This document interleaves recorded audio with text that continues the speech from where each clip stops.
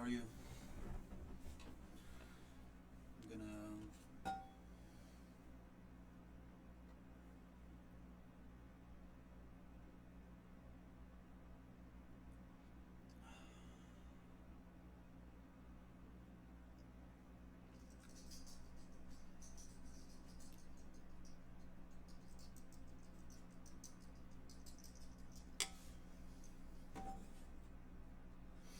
Gonna read some War and Peace. Just to say I did it today. Chapter 19.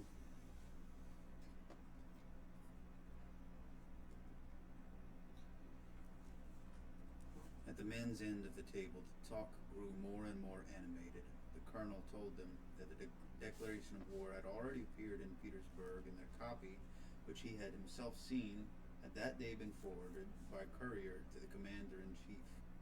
"And why the deuce are we going to fight Bonaparte?" remarked Shin.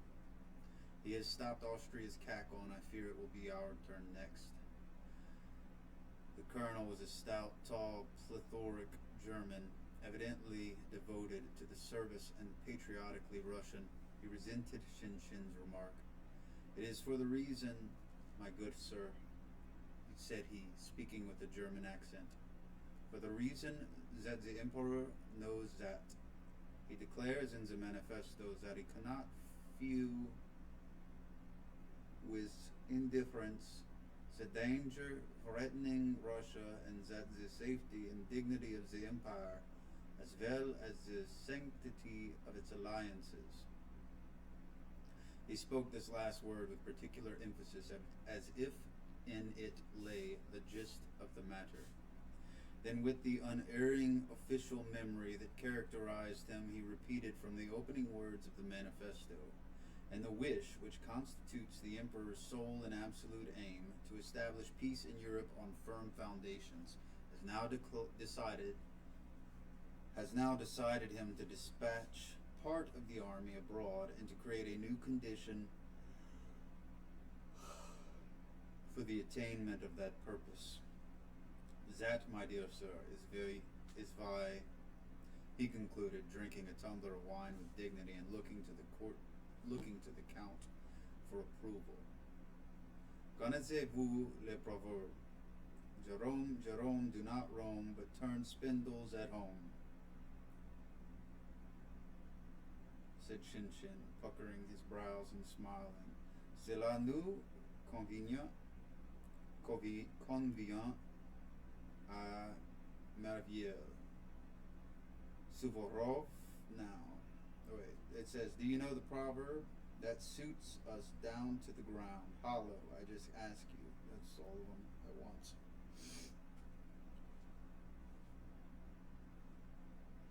Said he, continually changing from French to Russian.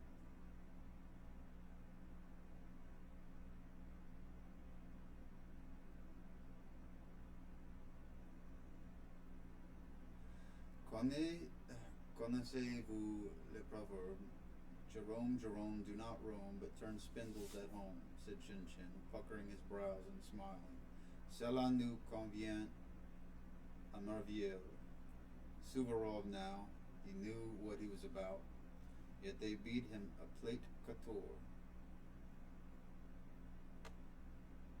And where are we to find Suvorovs now? "Je vous demande un peu. Je vous demande un peu," said he, continually changing from French to Russian. "We must fight to the last drop of our blood," said the colonel, thumping the table, "and we must die for our emperor, and then all will be well. And we must discuss it as little as possible." He dwelt particularly on the word possible, as possible. He ended, again turning to the count. "That is how we old hussars look at it, and there's an end of it. And how do you, a young man and a young hussar, how do you judge of it?" he added, addressing Nicholas, who, when he heard that the war was being discussed, had turned from his partner and with eyes and ears intent on the colonel. "I am quite of your opinion, replied Nicholas, flaming up, turning his plate round and moving his wine glasses about with as much decision and desperation as though he were at that moment facing some great danger. I am convinced that we Russians must die or conquer, he concluded, conscious, as were others, after the words were uttered, that his remarks were too enthusiastic and emphatic for the occasion and were therefore awkward. What you said just now was splendid, said his partner Julie. Sonia trembled all over and blushed to her ears and behind them and down to her neck and shoulders while Nicholas was speaking. Pierre listened to the colonel's speech and nodded approvingly. That's fine, said he. That young man's a real hussar, shouted the colonel, again thumping the table. What are you making such a noise about over there? Maria Dmitrievna, his deep voice suddenly inquired from the other end of the table. What are you thumping the table for? She demanded of the hussar. And why are you exciting yourself? Do you think the French are here? I am speaking the truth, replied the hussar with a smile. It's all about the war, the count shouted down the table. You know my son's going, Maria Dmitrievna. My son is going.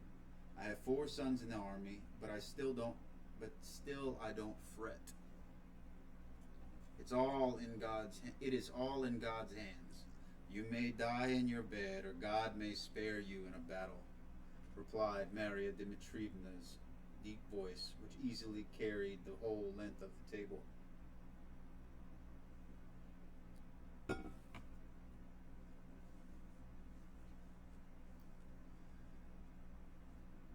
That's true.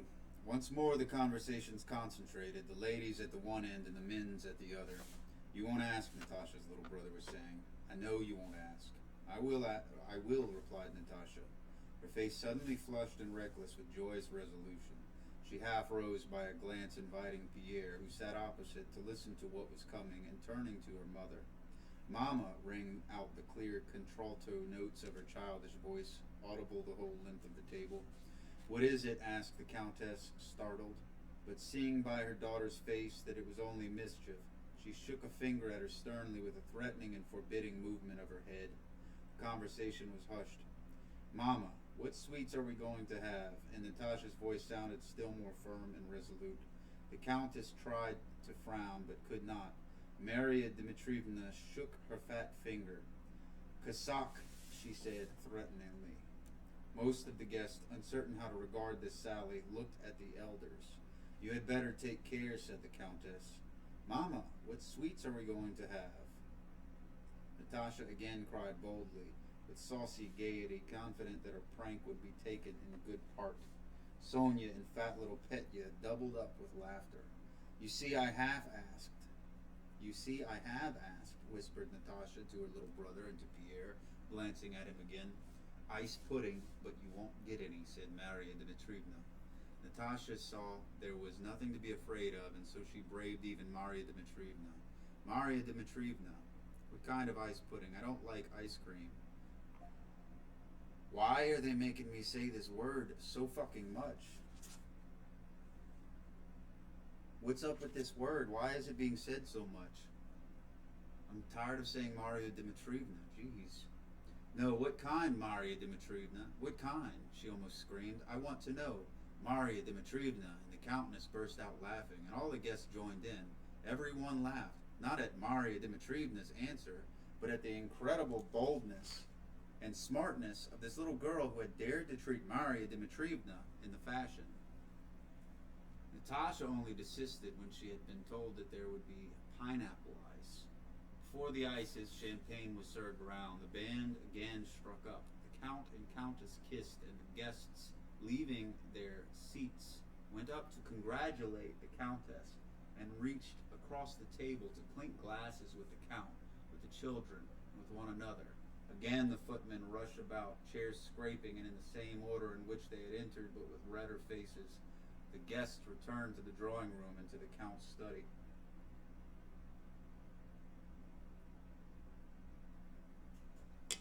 Chapter 20. The card tables were drawn out, sets made up for Boston, and the Count's visitors settled themselves, some in the 2 drawing rooms, some in the sitting room, some in the library. The Count, holding his cards fan-wise, kept himself with difficulty from dropping into his usual after-dinner nap and laughed at everything. The young people, at the Countess's instigation, gathered round the clavichord and harp. Julie, by general request, played first. After she had played a little air with variations on the harp, she joined the other young ladies in begging Natasha and Nicholas, who were noted for their musical talent, to sing something. Natasha, who was treated as though she were grown up, was evidently very proud of this, but at the same time felt shy. "What shall we sing?" she said. "The Brook," suggested Nicholas. "Well then, let's be quick. Boris, come here," said Natasha. "But where is Sonia?" She looked round, and seeing that her friend was not in the room, ran to look for her. Running into Sonia's room and not finding her there, Natasha ran to the nursery, but Sonia was not there either. Natasha concluded that she must be on the chest in the passage. The chest in the passage was the place of mourning for the younger female generation in the Rostov household, and there in fact was Sonia lying face downward on nurse's dirty feather bed on the top of the chest, crumpling her gauzy pink dress under her, hiding her face with her slender fingers, and sobbing so convulsively that her bare little shoulders shook. Natasha's face, which had been so radiantly happy all that Saint's Day, suddenly changed.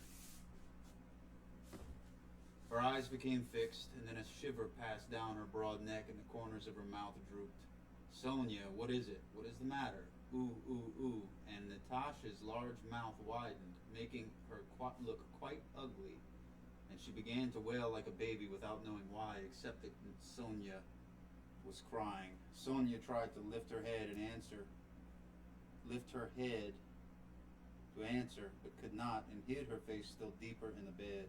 Natasha wept, sitting on the blue-striped feather bed and hugging her friend. With an effort, Sonia sat up and began wiping her eyes and explaining. "Nicholas is going away in a week's time. His papers have come. He told me himself, but still I should not cry." And she showed a paper she held in her hand with the verses Nicholas had written.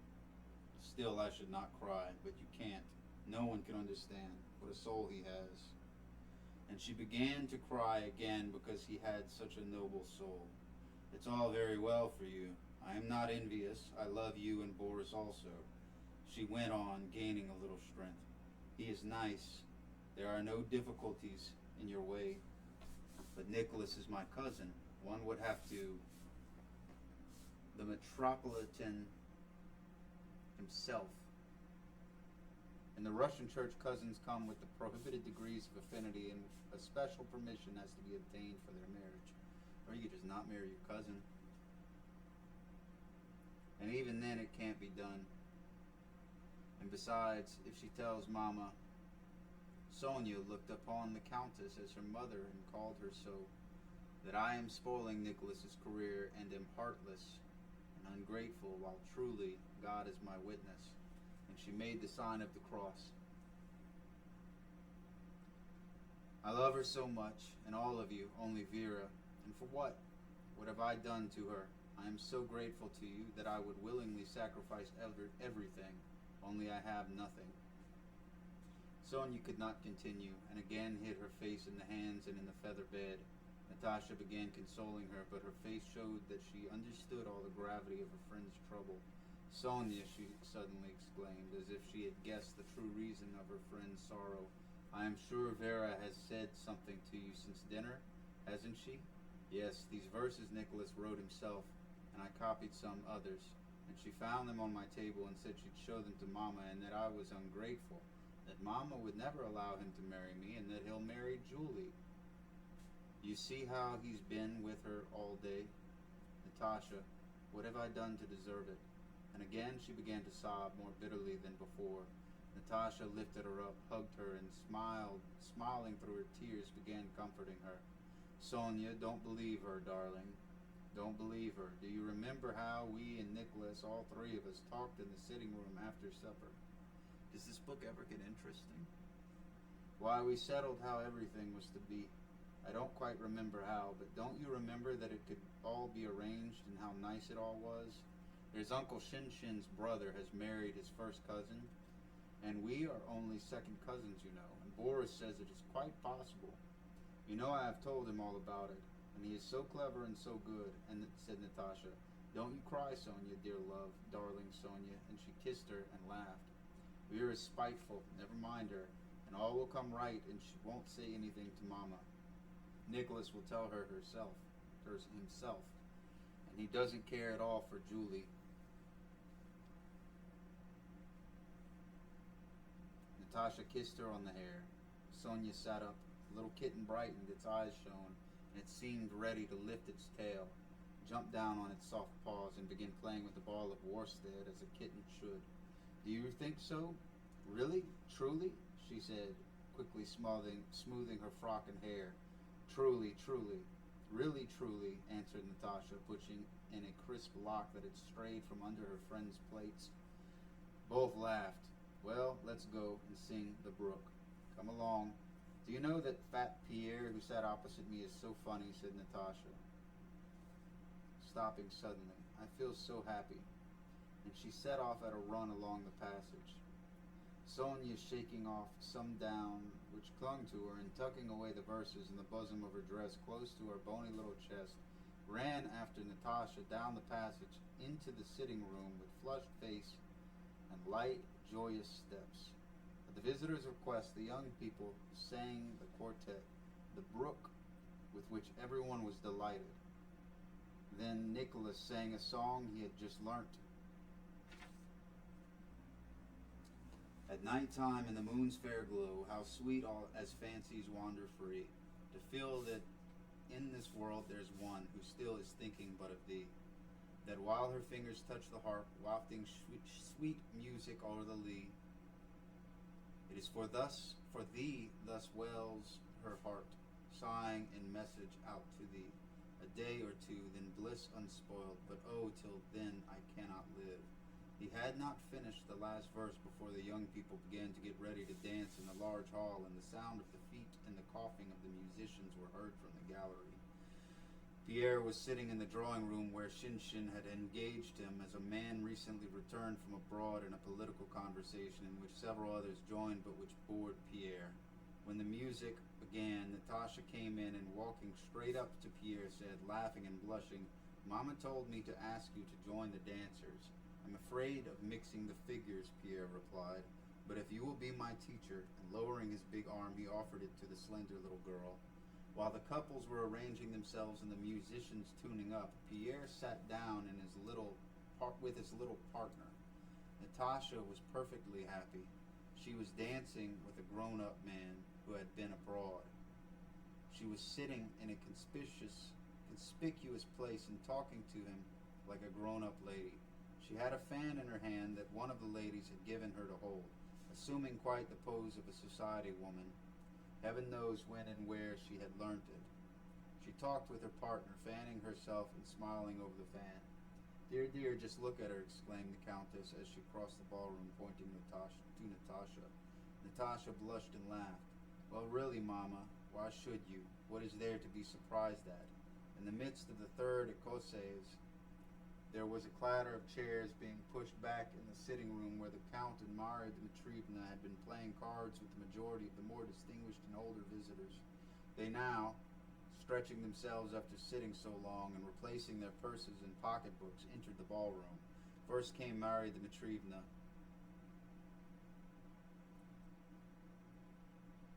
What is it with Leo Tolstoy and wanting to say Marya Dmitrievna 1,000 times? In the midst of the third écossais, there was a clatter of chairs being pushed back in the sitting room where the Count and Marya Dmitrievna had been playing cards with the majority of the more distinguished and older visitors. They now, stretching themselves after sitting so long and replacing their purses and pocketbooks, entered the ballroom. First came Marya Dmitrievna and the Count, both with merry countenances. The Count, with playful ceremony, somewhat in ballet style, offered his bent arm to Marya Dmitrievna.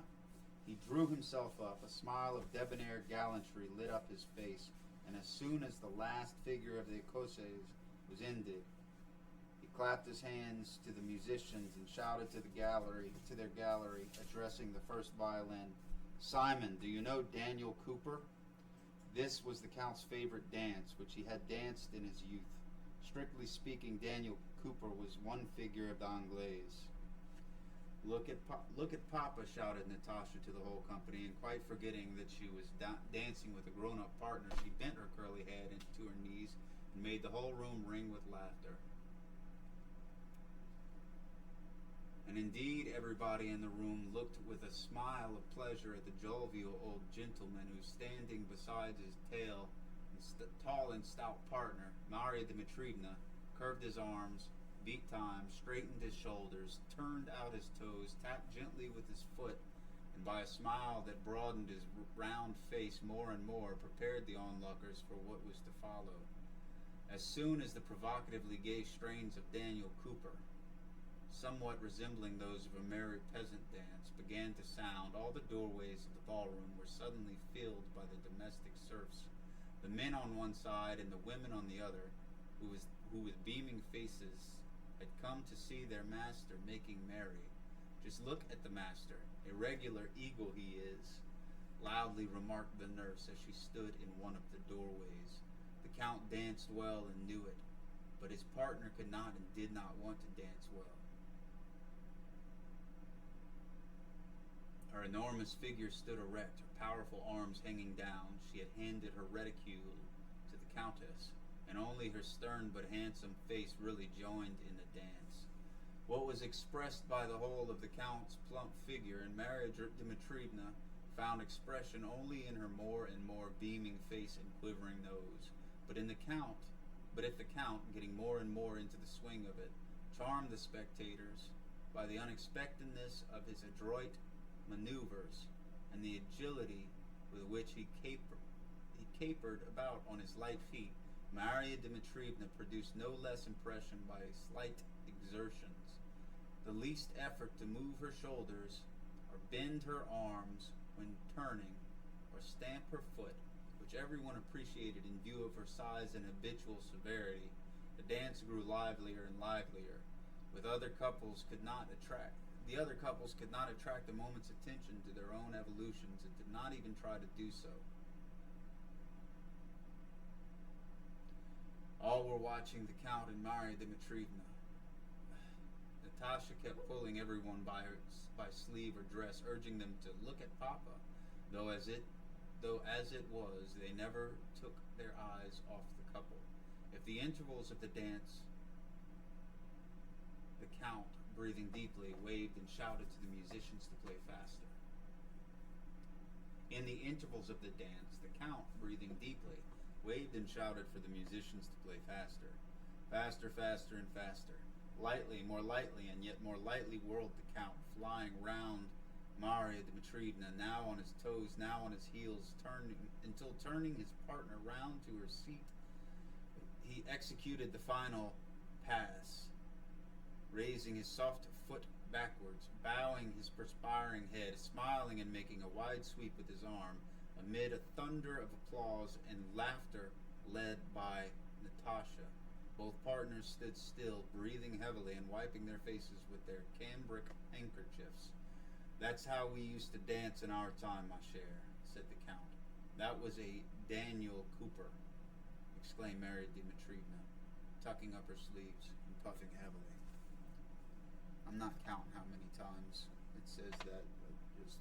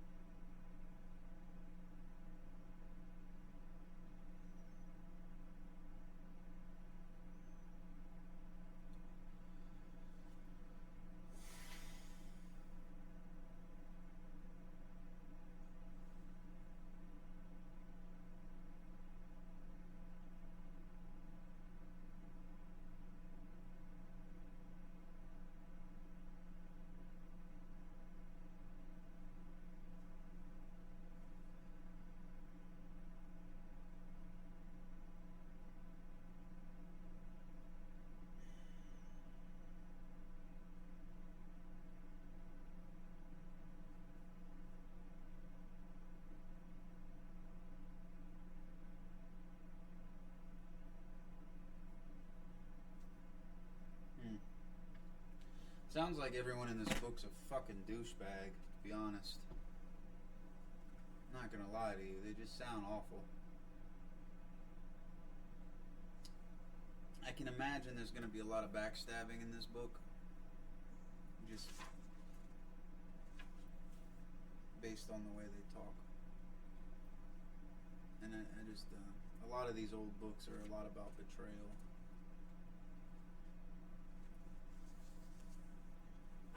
Never read it before. I have no idea what it's about.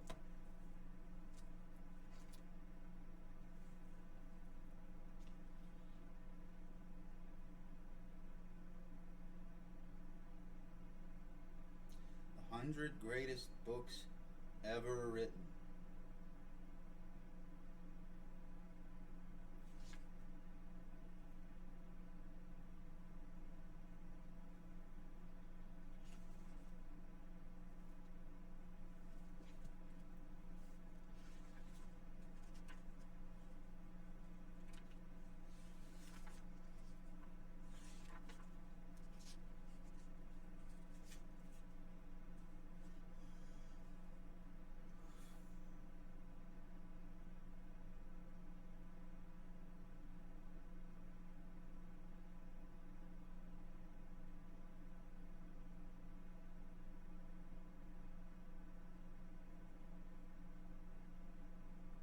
I don't know. It might just be that they're having family time. Family time is always kind of shitty.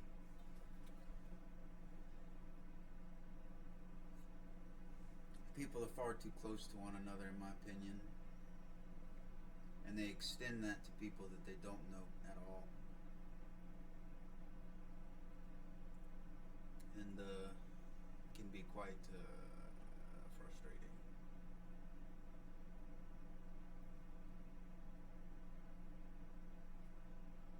But I never did like the parts of books where people just chattered.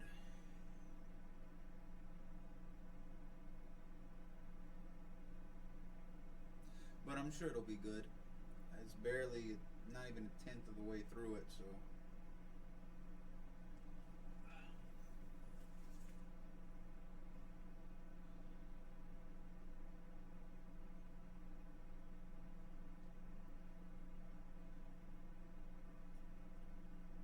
Oh, man.